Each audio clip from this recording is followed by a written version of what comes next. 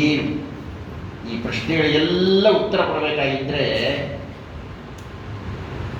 ನೀವು ಶ್ರೀರಾಮರನ್ನು ಬಹಳ ಅಧ್ಯಯನ ಮಾಡಬೇಕು. ಸುಮ್ಮನೆ ಶ್ರೀಮದ್ ರಾಮಾಯಣ ಶ್ರೀರಾಮ ನಮ್ಮ ದೇವರು ಅಂತ ಹೇಳೋದಲ್ಲ.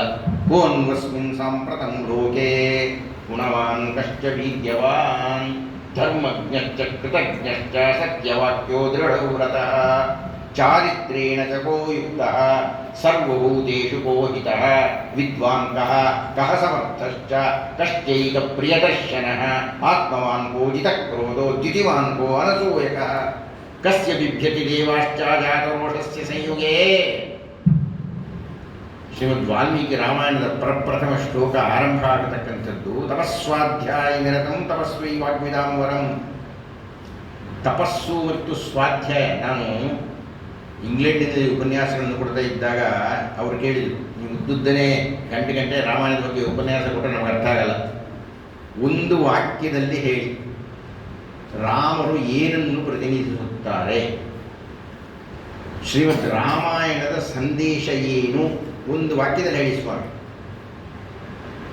ನಾನು ಹೇಳಿದೆ, ನಾನು ಹೇಳಬೇಕಾಗಿಲ್ಲ, ವಾಲ್ಮೀಕಿ ಮಹರ್ಷಿಗಳ ವಾಲ್ಮೀಕಿ ರಾಮಾಯಣದ ಮೊಟ್ಟ ಮೊದಲನೆಯ ಶ್ಲೋಕದ ಮೊಟ್ಟ ಮೊದಲನೆಯ ಸಾಲಿನ ಮೊದಲ 2 ಪದಗಳೇ ಭಾರತದ ಸಂಪತ್ತು, ಭಾರತದ ಸಂಕೇತ, ಭಾರತದ ಸಂವಿಧಾನ, ಭಾರತದ ನಯನದ್ವಯ, ಭಾರತದ ಸಂಸ್ಕೃತಿ.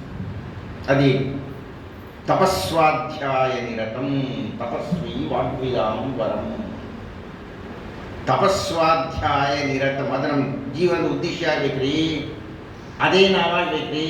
ತಪಸ್ವಾಧ್ಯಾಯ ನಿರತಂ, ಅಲ್ಲಿ ರಜೆ ಇಲ್ಲ.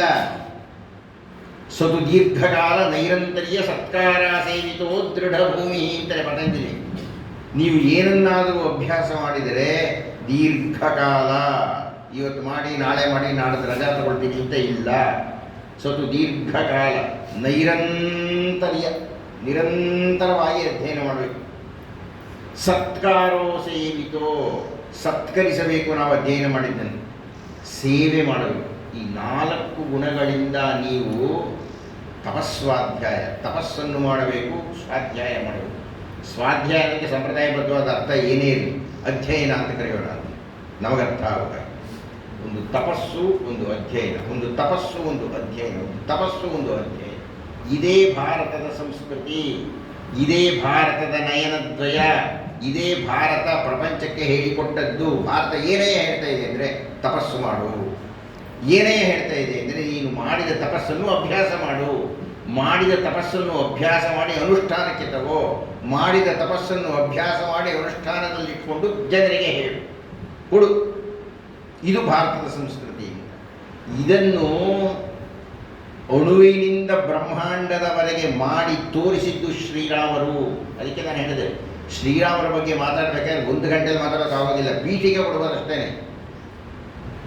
ಶ್ರೀರಾಮರನ್ನು ನಾನು ಪ್ರಶ್ನೆ ಕೇಳ್ತೀನಿ, ಪ್ರಾಮಾಣಿಕ ಉತ್ತರ ಹೇಳಿ. ನಿಮ್ಮಲ್ಲಿ ಎಷ್ಟು ಜನರ ಮನೆಯಲ್ಲಿ ಶ್ರೀಮದ್ ರಾಮಾಯಣ ಕೈ ಇರಲಿ?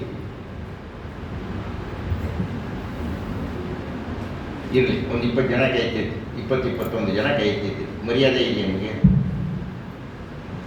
ಕೇಳುವ ಪ್ರಶ್ನೆ ಕಹಿಯಾಗಿರಬಹುದು. ನೋಡ್ರಿ, ಶ್ರೀರಾಮರನ್ನು ಅರಸಿ ಬಂದವರು ಕೋಟಿ ಜನ ಇದ್ದಾರೆ ಭಾರತಕ್ಕೆ. ಶ್ರೀರಾಮರು ಎಲ್ಲೋ ಇದ್ದಾರ್ರಿ, ನಾವು ಕಂಡಿಲ್ಲ ಅವ್ರನ್ನ. ಗುಡಿಗಳು ನೋಡಿದ್ದೀವಿ ಅಷ್ಟೇನೆ, ಶ್ರೀರಾಮರ ಕಾವ್ಯವನ್ನು ನೋಡಿದ್ದೇವೆ, ಶ್ರೀರಾಮರಿಂದ ಪ್ರಭಾವಿತರಾಗಿದ್ದೇವೆ.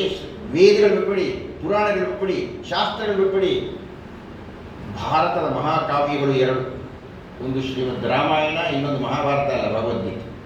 ಒಂದು ರಾಮಾಯಣ, ಇನ್ನೊಂದು ಭಗವದ್ಗೀತೆ. ನಿಮ್ಮಲ್ಲಿ ಅದೂ ಇಲ್ಲ ಅಂದ್ರೆ ಅರ್ಥ ಏನು? ನೀವು ಎಂತಹ ರಾಷ್ಟ್ರಪ್ರೇಮಿಗಳು, ನೀವು ಎಂತಹ ಭಕ್ತರು, ನೀವು ಎಷ್ಟರ ಮಟ್ಟಿಗೆ ಈ ನೆಲಕ್ಕೆ ಮರ್ಯಾದೆ ಕೊಡ್ತೀರಿ? ಶ್ರೀಮದ್ ರಾಮಾಯಣದ ಕೃತಿ ನಿಮ್ಮ ಮನೆಯಲ್ಲಿ ಇಲ್ಲ ಅಂದ್ರೆ ಅರ್ಥ ಏನ್ರಿ? ನಾನು ಒಂದಷ್ಟು ಕಾಲ ವಕೀಲನಾಗಿದ್ದೆ. ನನ್ನ ಜೊತೆಗೆ ಸಂತೋಷ್ ರಾಜ್ ಅನ್ನತಕ್ಕಂಥ ಒಬ್ಬ ವಕೀಲರಿದ್ದರು. ಅವರ ವಾಹನದಲ್ಲಿ ಹೋಗಬೇಕಾಗಿದ್ದರೆ, ಅವರು ವಕೀಲ ಅಷ್ಟೇ, ಶ್ರೀಮಂತ ಏನಲ್ಲ, ಒಂದು 20-30 ಬೈಬಲ್ ಗ್ರಂಥಗಳು ಇಟ್ಕೊಂಡಿರ್ತಿದ್ರು.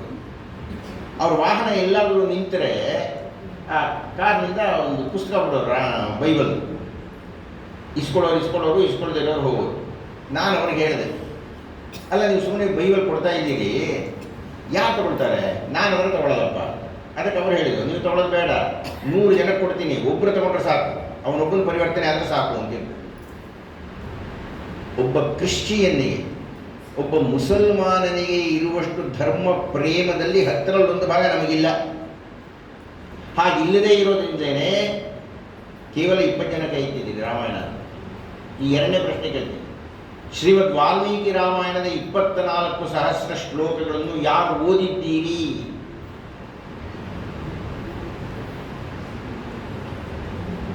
ಒಂದು ಕೈ ಐತಲ್ವಲ್ರಿ? ಏನ್ ಮಾಡೋಣ?